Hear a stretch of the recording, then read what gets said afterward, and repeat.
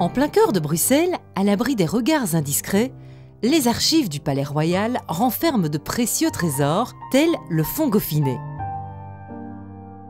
Celui-ci contient des milliers de documents confiés par Léopold Ier et Léopold II à leurs conseillers les plus intimes, Adrien, Constant et Auguste Goffinet.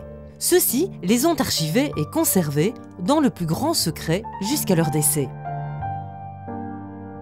Cachés dans une cave murée du château d'Illon, près de Mons, ces papiers sont réapparus par surprise lors de la destruction des lieux. Ils ont pu être sauvés grâce à la Fondation Roi Baudouin. Qui étaient les Goffinet? Le père, Adrien, entre au service de Léopold Ier puis devient le conseiller du futur Léopold II. À la mort de Léopold Ier, Goffinet est chargé de conserver chez lui les papiers privés du défunt roi, mais aussi les titres, l'argent et les bijoux de la famille royale. Ses fils jumeaux, Constant et Auguste Goffinet, deviennent à leur tour les hommes de confiance de Léopold II et de son épouse jusqu'au décès du roi en 1909.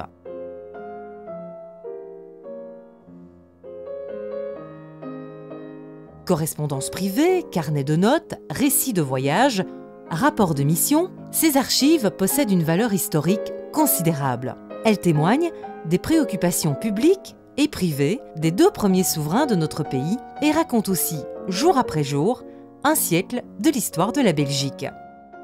Cette histoire commence en 1831, quand Léopold de Saxe-Cobourg-Gotha devient le premier roi des Belges, puis épouse Louise-Marie d'Orléans.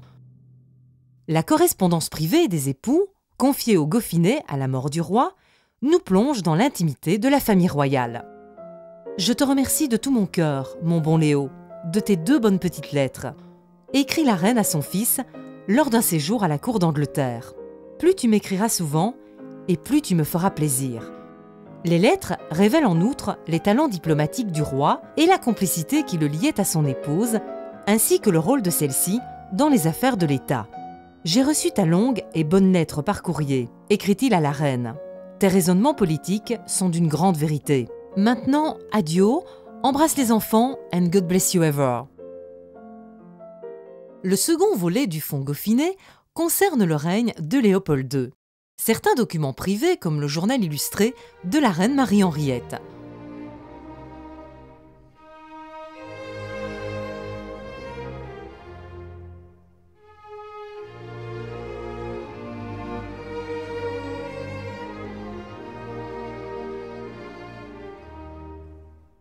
Le récit de voyage du duc de Brabant, le futur roi, lors d'un séjour en Égypte.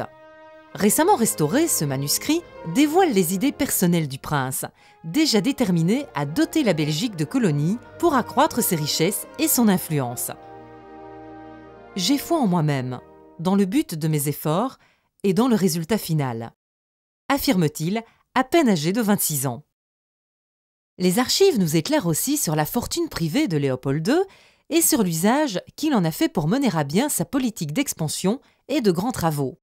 Léopold II s'est toujours montré très discret à ce sujet. Ce que je vous écris est très confidentiel, pour vous et votre frère, confie-t-il à Constant Goffinet. Les papiers des 2 frères, longtemps dépositaires de la fortune royale, ont permis de lever un large pan du voile. Une autre passion précoce de Léopold II concerne l'embellissement des villes. Le fonds Goffinet dévoile à quel point cette volonté urbanistique s'est forgée chez le prince dès sa jeunesse et avec quelle détermination il a ensuite réalisé certains de ses projets. Je suis, vous savez, sur le point de consacrer plusieurs millions pour l'embellissement des environs de la capitale, écrit-il à Adrien Goffinet au début de son règne. Je veux laisser cette trace de mon passage ici-bas. Aucun souverain n'aura jamais fait une pareille chose.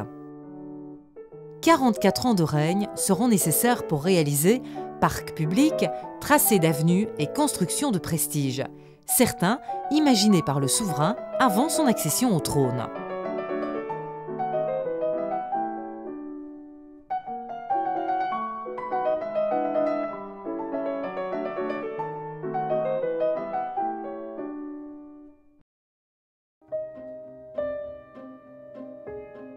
Que peut-on découvrir en filigrane sur les liens unissant Léopold II au Goffinet? Adrien Goffinet est un confident actif et critique qui n'hésite pas à utiliser son franc-parler pour tenter de convaincre le souverain de renoncer à certains projets.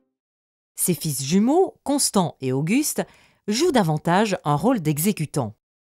D'une fidélité à toute épreuve, ils entrent jeunes au service d'un roi déjà mûr et intimidant. Mes sentiments de dévouement au roi sont inaltérables, écrit Constant en 1908. Dans ma 31e année de service, ils sont aussi absolus que dans la première. Mariage et succession, finances, politique, urbanisation et colonisation, voilà autant de thèmes sur lesquels les archives de la famille Goffinet apportent un éclairage neuf.